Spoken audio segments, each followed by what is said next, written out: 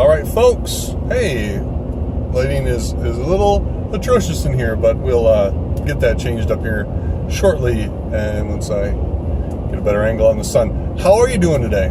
My name is Mike Vanderpool, and I'm going to talk for a long time here today about my thoughts on education. This may be a long and winding road because I'm traveling a long and winding road here. I have 3 hours to get home, so probably every time this thing stops and runs out of space, I'll have to dump it and start again. I want to talk first and foremost about what I believe is a fundamental issue, a fundamental question, and that what is the purpose of education? Purpose of education, ask a bunch of different people, you'll get a bunch of different answers, as I know I've done it. I think that the purpose of education is to provide individuals a better life and society a better chance to reach its potential, in a nutshell. That's a big, broad statement, and you can have lots of other, that would be a business objective, enterprise objective, and there'd be lots of other objectives beneath that would actually get to that point there. So now that that's the purpose of education, let's focus a little bit then on the individuals. Because society, gets us into too many wild things, but I think if we have a society of individuals who are fully educated, have opportunities to explore all of the things that they're interested in, have opportunities to put their creativity and their interests to work into creating outputs, then we have just an amazing impact on society as a whole. So a couple things here first I want to talk about, I guess, would be the debate of growth versus proficiency. Now, this came up when DeVos, she was here, or she was, I guess, through her, what the heck do they call it? It's not an election, her nomination, right, and her stuff before Congress. Proficiency, being able to do something, more like a competency-based type of education. I can add 2 plus 2, therefore I am proficient in addition, or adding single-digit numbers, and then I can, check that off and move on. The other side of the equation is then growth, which would say, I came into this class being able to add 2 plus 2, single-digit numbers, great.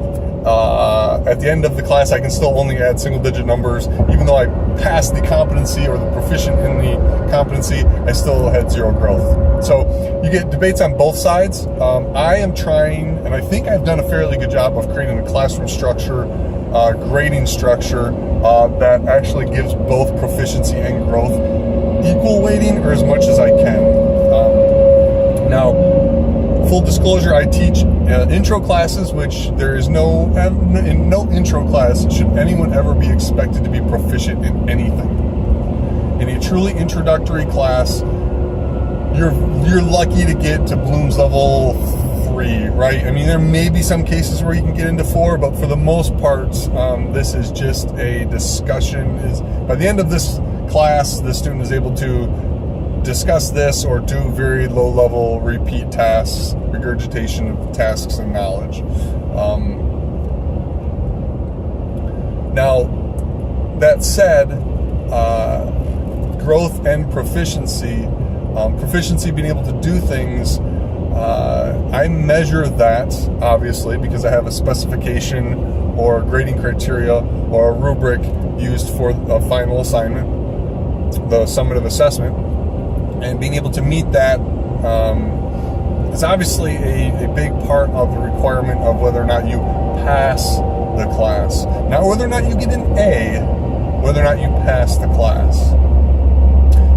Now, the way that I've worked in this idea of growth, and specifically effort as a measure of growth, is by making attendance and participation a huge part of the grade in a negative fashion. It doesn't add, right? It's not additive. If you come to class, that's the expectation, so great, you showed up. I'm not giving you points for showing up.